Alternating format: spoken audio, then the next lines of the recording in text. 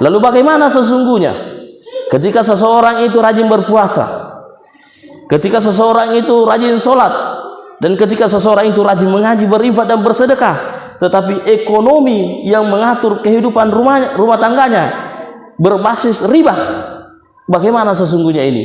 Apakah dia masuk surga atau neraka?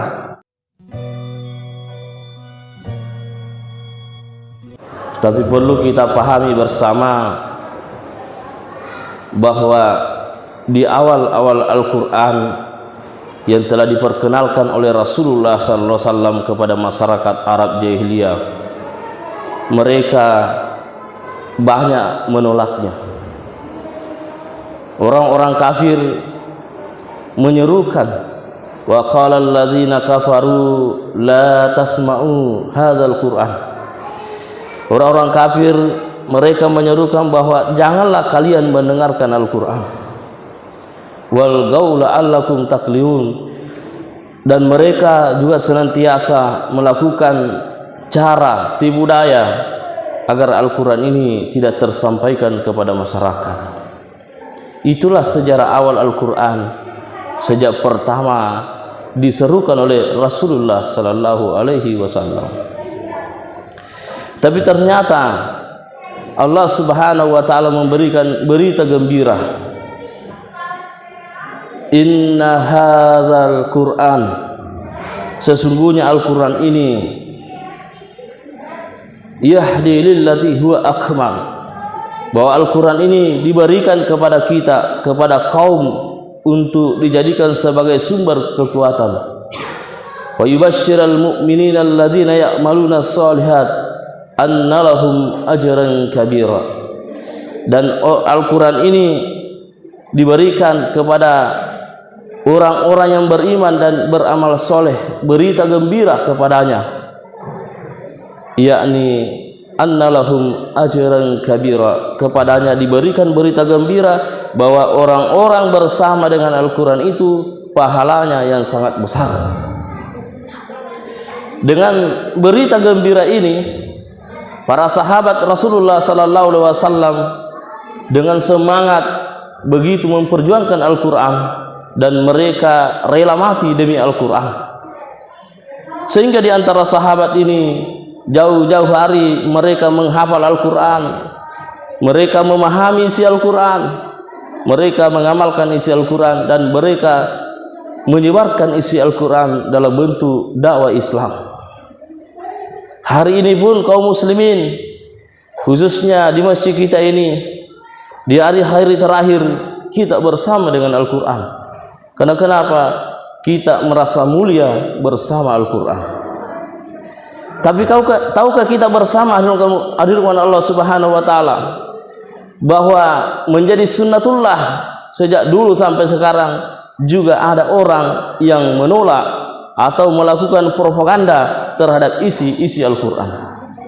Di antara mereka ingin merekonstruksi, ingin mengubah isi daripada ajaran-ajaran Al-Quran, karena mereka menganggap bahwa isi Al-Quran ini bertentangan dengan hak asasi manusia, seperti ajaran tentang poligami. Mereka menolaknya karena bertentangan dengan hak asasi manusia, padahal ini adalah seruan Allah Subhanahu wa taala yang sudah jelas dalam Al-Quran. Tidak hanya sampai di situ, mereka juga menjadikan Al-Quran ini atau menggugat Al-Quran sebagai sumber inspirasi untuk melakukan pemberontakan, untuk melakukan pemikiran-pemikiran radikal, untuk melakukan perbuatan-perbuatan yang bertentangan dengan norma-norma kehidupan. Dan mereka juga menuduh bahwa perilaku teroris, orang-orang yang melakukan kekerasan pengeboman, itu disebabkan karena mereka mendalami Al-Quran, dan bahkan dituduh terang-terangan mereka memahami, mendalami akidah dan syariah Islam. Hatta sampai sekarang. Sehingga firman Allah Subhanahu wa taala ini, maka akan kita lihat siapa sesungguhnya orang-orang yang memperjuangkan Al-Quran.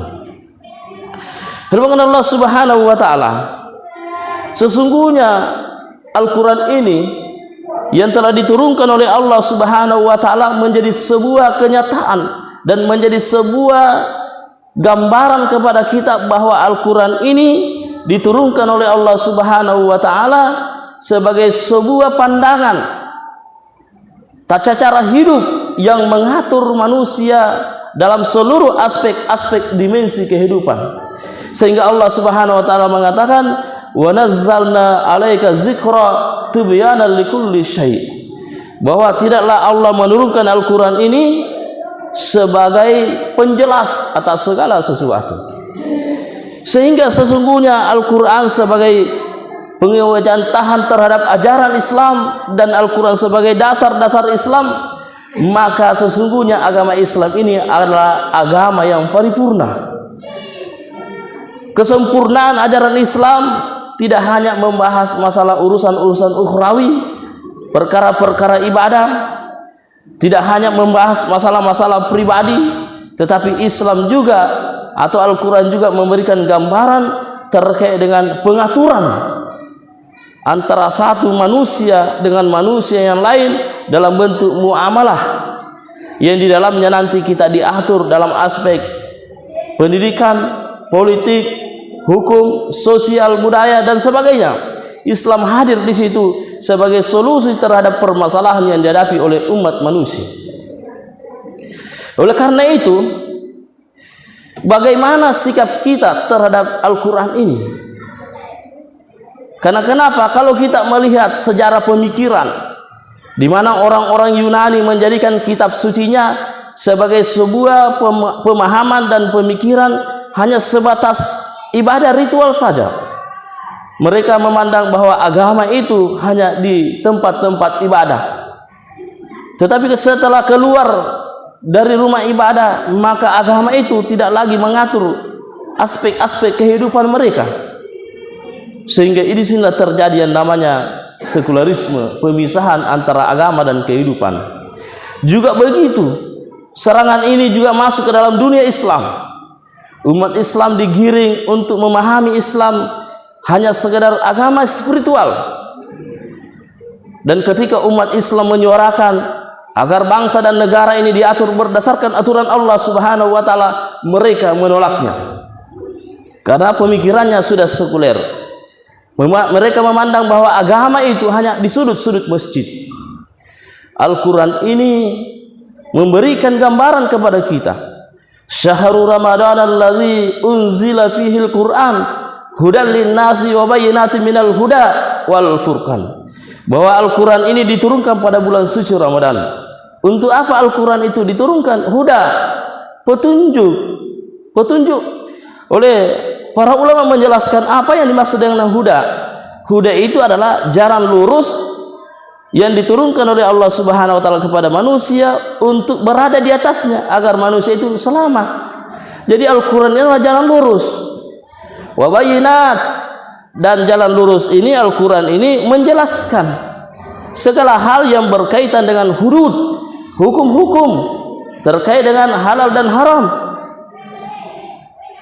Dan sekaligus Al-Quran ini untuk menjelaskan wal furqan, yakni membedakan yang mana hak, yang mana batil. Sehingga dalam aspek-aspek kehidupan, urusan-urusan akhirat, urusan diri kita, Islam mengaturnya. Bagaimana kita mentauhidkan Allah, bagaimana kita beribadah kepada Allah, dan bagaimana diri kita terkait dengan makanan, minuman, pakaian dan akhlak. Islam mengaturnya itu, yang biasa kita kenal hablum minallah dan hablum binafsi, hubungan kepada Allah dan hubungan terhadap diri kita sendiri. Tetapi Allah Subhanahu wa Ta'ala meminta kepada kita juga agar dalam seluruh aspek kehidupan Islam juga mengaturnya. Ya ayyuhalladzina amanu udkhulu fis-silmi kaffah wa la tattabi'u khutuwati syaitan innahu lakum aduwwum mubin. Wahai orang-orang yang beriman, masuklah Islam secara kafah, masuklah Islam secara keseluruhan, dan janganlah kalian sekali-kali mengikuti langkah-langkah setan, karena sesungguhnya setan itu adalah musuh yang nyata bagi kalian. Sebagai contoh praktis, kalau saya ingin bertanya dari sisi ilmu pengetahuan dan pemikiran. Mengapa puasa itu kita laksanakan? Tentu kita berpikir dan menjawab bahwa puasa itu karena perintah Allah. Apa sebabnya puasa itu perintah Allah? Karena termaktub dalam Al-Quran. Lalu bagaimana sikap kita terhadap puasa? Maka sikap kita sami'na wa ata'na, kita melaksanakannya pada siang hari dan menjaga hal-hal yang membatalkannya. Pada aspek kehidupan, kalau saya bertanya, riba itu haram atau halal? Bapak Ibu sekalian, riba itu halal atau haram? Harus jelas. Jadi riba itu haram. Lalu mengapa kita mengatakan bahwa riba itu haram? Karena ada dalilnya. Al-Baqarah 275. Adapun orang-orang yang makan harta riba, bahwa orang-orang yang suka makan harta riba itu tidak bisa berdiri kecuali sempoyongan, alias kesetanan. Artinya apa? Riba ini menurut ayat ini bahwa Allah mengharamkan riba. Tetapi orang-orang kafir, orang-orang yang suka makan harta riba, mereka mengatakan alladzina qalu al-bai'u mislu riba. Mereka mengatakan bahwa riba dan jual beli sama ji. Tetapi Allah mengatakan wa halallahu al-bai'a wa harrama riba. Allah menghalalkan jual beli dan mengharamkan riba. Nah, karena kita sudah sepakat bahwa riba itu haram, maka tentu saya akan bertanya lagi. Bunga ketika kita pinjam uang, contohnya 5 juta selama 5 bulan, kemudian kembali nanti 5 juta 500, ataukah kembali 6 juta, 1 jutanya ini bunga atau bukan? Jawabannya bunga. Nah, pertanyaan selanjutnya, bunga ini haram atau halal? Hah? Haramnya? Ternyata kaum muslimin ada yang mengatakan, ya kalau usaha katanya boleh. Artinya di sisi lain dia menolak riba, dia mengatakan riba itu haram, tapi bunga masih dia pikir-pikir. Padahal bunga itu bahagian daripada riba. Nah, pertanyaan kemudian terkait dengan riba ini, maukah kita tinggalkan riba atau tidak? Tergantung keimanan. Dan sejatinya ketika kita itu berpuasa karena perintah Allah, maka pada saat yang sama kita juga harus tinggalkan riba karena dilarang oleh Allah. Nah, bagaimana sesungguhnya orang yang suka makan harta riba? Orang yang suka makan harta riba ini ada 2 kemungkinan. Yang pertama, kalau dia itu bertaubat, berhijrah, menyadari bahwa riba itu dilarang oleh Allah Subhanahu wa taala, kemudian dia bertobat, maka Allah mengatakan wa amruhu ilallah, maka itu nanti urusan Allah. Tetapi ketika seseorang itu sudah tahu bahwa riba itu diharamkan oleh Allah Subhanahu wa taala lengkap dengan dalil-dalilnya, tapi mereka tidak mau meninggalkan riba, wa man ada faulaika ashabun nar, kepadanya nanti akan dimasukkan ke dalam neraka, dan bukan hanya sekedar masuk ke dalam neraka, tetapi hum fiha khalidun, akan masuk ke dalam neraka selama-lamanya. Sampai di sini pemikiran ini radikal atau tidak? Radikal atau tidak? Tentu orang-orang yang tidak senang terhadap Islam, radikal sekali pikirannya. Sedikit-sedikit haram, sedikit-sedikit haram. Sesungguhnya saya mengucapkan ini bukan karena pribadi saya, tetapi Al-Quran yang telah termaktub di dalamnya bahwa yang namanya perilaku riba itu dan tidak mau sadar taubat terhadap yang namanya riba sampai dia nanti meninggal dunia, pasti dimasukkan ke dalam neraka dan tinggal selama-lamanya. Lalu bagaimana sesungguhnya ketika seseorang itu rajin berpuasa, ketika seseorang itu rajin sholat, dan ketika seseorang itu rajin mengaji, berinfak dan bersedekah, tetapi ekonomi yang mengatur kehidupan rumah tangganya berbasis riba, bagaimana sesungguhnya ini? Apakah dia masuk surga atau neraka? Tentu kalau kita berpikir secara mendalam, orang tersebut ada pelanggaran. Pelanggarannya apa? Makan riba. Dan ancaman terhadap orang yang suka makan harta riba dan tidak mau tobat terhadap riba, ya masuk ke dalam neraka dan tinggal selama-lamanya. Inilah aspek yang mengatur kita dalam aspek ekonomi, bahwa Islam itu memberikan pandangan. Nah, pertanyaan kemudian, apakah riba itu merajalela di tengah-tengah masyarakat? Merajalela atau tidak? Merajalela. Lalu bisakah kita terhindar dari riba? Kalau seperti ini rasanya sangat sulit terhindar dari riba. Maka yang kita butuhkan adalah satu, sebagai seorang individu yang beriman dan bertakwa, mari kita berusaha sekuat tenaga bagaimana caranya kita menghindar sedikit demi sedikit. Yang kedua, tentu kita memiliki pemikiran mendasar bahwa supaya riba ini hilang di tengah-tengah masyarakat, negara harus hadir. Bagaimana mengelola, mengatur sumber daya alam ini, sumber daya manusia, agar terhindar dari unsur-unsur riba. Tetapi perlu kita ingat, sebuah sistem ekonomi yang tidak berdasar pada sistem ekonomi syariah, sehingga riba ini menjadi merajalela di mana-mana. Umat dan masyarakat disuguhi dengan konsep-konsep riba. Dengan terpaksa umat menerima riba dengan alasan darurat. Padahal Islam memberikan konsepsi bagaimana berekonomi ketika kita ingin mau berbisnis, bersirka. Islam memberikan konsep ekonomi syariah karena umat Islam mulai menyadari bahwa sesungguhnya Islam ini agama yang sempurna. Bukan hanya persoalan sholat, bukan persoalan zakat saja, tetapi Islam juga mengatur dalam seluruh aspek-aspek kehidupan. Konsepsi Islam ini sangat jelas.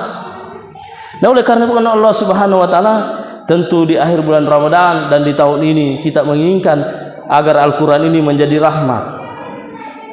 Al-Qur'an ini menjadi berkah dan menyelamatkan di negeri ini, negeri kita ini. Karena mengapa? Hanya dengan satu-satunya berpedoman kepada Al-Quran dan menjadikan Al-Quran sebagai landasan, baik itu landasan pribadi, landasan bermasyarakat, berbangsa dan bernegara, untuk mengatur seluruh aspek-aspek kehidupan kita. Di situ baru Allah menurunkannya namanya rahmat dan terjadi yang namanya ketakwaan. Dan kalau ketakwaan itu ada di setiap bangsa dan setiap negara, di setiap kampung wilayah, maka Allah Subhanahu wa taala menurunkan keberkahannya. Terima Allah Subhanahu wa taala. Demikianlah apa yang saya sampaikan. Mohon maaf atas segala kekurangan. Wa akhiru du'ana alhamdulillah. Wassalamualaikum warahmatullahi wabarakatuh.